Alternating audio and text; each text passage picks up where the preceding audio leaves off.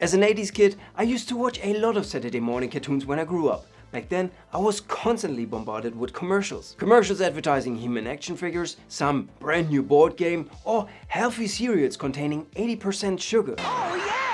I still remember how the kids in those commercials were so happy, and it created this deep desire within me to have the toys from those commercials to be as happy as they were. I dare to say that these commercials were better from a marketing psychology point of view than today's commercials. I was drawn to the cartoons just as much as I was drawn to the commercials. Looking back, I can see that the cartoons were advertisements in themselves and true marketing masterpieces. It is fair to say that those were the golden days of TV advertising. The advertisers with the deepest pockets usually sold the most products. I wish marketing was as easy as that today, but today everything seems to be controlled by algorithms and analytics. But I'll let you in on a secret. Knowing marketing psychology is much more powerful than knowing how to rank on Google. If you only concentrate on learning algorithms and looking at Google Analytics all day, you will never be the marketing superstar that you can be. We are the next generation of marketers that can change the world with their advertisements. Yet, we have forgotten that there's a hidden layer behind every conversion. We don't see the human anymore, but only the number, the conversion, and the upsell. That keeps us back from growing personally and keeps our brands from growing to be as iconic as Coca-Cola, Adidas, or He-Man. One might argue that these brands grew only because of their massive media spendings before the internet was invented. To some degree, that is true. When you want to grow your brand today, you cannot rely on Saturday morning cartoons anymore. TV advertising is basically dead, and don't get me started on radio advertising. Print ads in comics and magazines used to work magnificently, but please do yourself the favor and save your money if you plan to run any print ads today. The obvious choice is to focus on online marketing to help our brand to take off. I still remember how I was blown away by the potential of SEO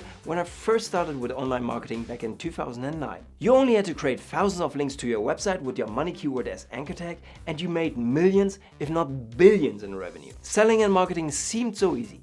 Any fool could build thousands of links. But before you hire a Russian black hat SEO guy, let me stop you right there. For one, I already tried that, and unfortunately, that approach is even more dead than TV advertising. We have forgotten what marketers before us knew by heart. While our toolsets for measuring interactions and conversion optimization have become much better, we are not paying enough attention to what really grows our brands. Marketing psychology. We are neglecting basic insights that marketers before us never dreamt of violating. Let me show you what I mean. Just compare these two commercials. Well, this is unexpected. New Dial Clean and Gentle Body Wash. Wow. It's been dermatologist tested. Nice. And it's gentle on skin. So soft. Made with vegan ingredients. And none of these. Does it also call your mom for you? Because that would be very cool. I lost my sight when I was 14 years old, so I really navigate the world by touch. I think Dove asked me to try out this body wash because I'm so in tune with my hands and how things feel to me. When I pumped it out, I was like, oh, this is different. One is selling features, the other one is selling emotions and a story of what life will be like when you buy this product. Great advertising is helping us consumers to lead a more fulfilled life and not just check boxes for features. Great advertising makes it appear like the world is simple, and it takes away the complexity of choice. After watching the right commercial, we immediately know what to buy and never waste time and energy on that buying decision ever again. That is what is called brand loyalty, and that happens when we first create an emotional connection with our advertising and then over-deliver on our promises. Now let's think about the typical website that is trying to sell something. What do? They show their features. Usually their whole product is focused on having the most or best features, and they waste no time telling you about it. It's only the great advertisers and digital marketers for whom it's not about selling the features. For instance, they know the importance of showing the results of using their product with very specific images. Like when you want to show a refreshing feeling of your product, you show a waterfall. When you want to show rugged manliness, you show a tough mud crawling truck. And when you want to show a happy family, you show smiling kids. But there are even more subtle ways that you get influenced by great advertisers. For instance, let's compare the colors of the commercials that we just watched. One is using toned down and cold colors, while the other shows bright and friendly colors. So, which one of these would you associate with a healthy body feeling? I have seen so many brands pick their brand colors just because they look pretty or cool, while having a total disregard for the meta level behind colors. The fascinating thing is that this lesson is easy to learn. We just need to look at the 80s cartoons again. The producers of He-Man used bright and friendly colors for the friendly Adam, but once he turns to He-Man, he has a red cross on his chest, which symbolizes power.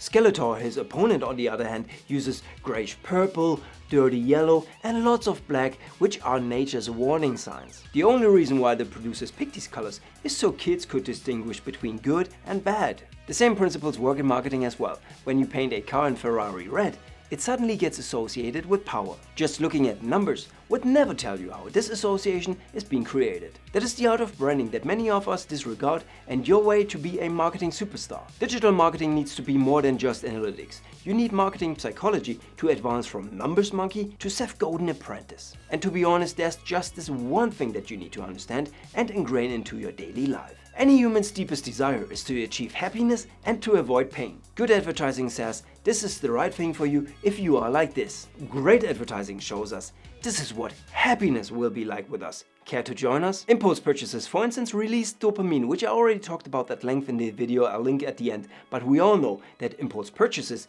do not contribute to long-term happiness. From advertising, we learn to associate certain behavioral patterns with happiness, even if they don't give us long-term happiness. As great marketer, you need to be aware of that and you need to be able to trigger all emotions and senses. The smell of a new car releases dopamine as well. We feel happy, even if only for a moment. And all this happens subconsciously. As marketers, we need to be aware of so much that goes beyond data. That is why it's called a customer journey, and we are only the guides along the journey. At the beginning of every customer journey, however, is the definition of our target audience. Great marketers know their target audience very well. Learn how to know your target audience like the back of your hand in this video, or learn about the power of impulse purchases and sales triggers right here. See you in the next video, and until then, continue to be awesome. See ya!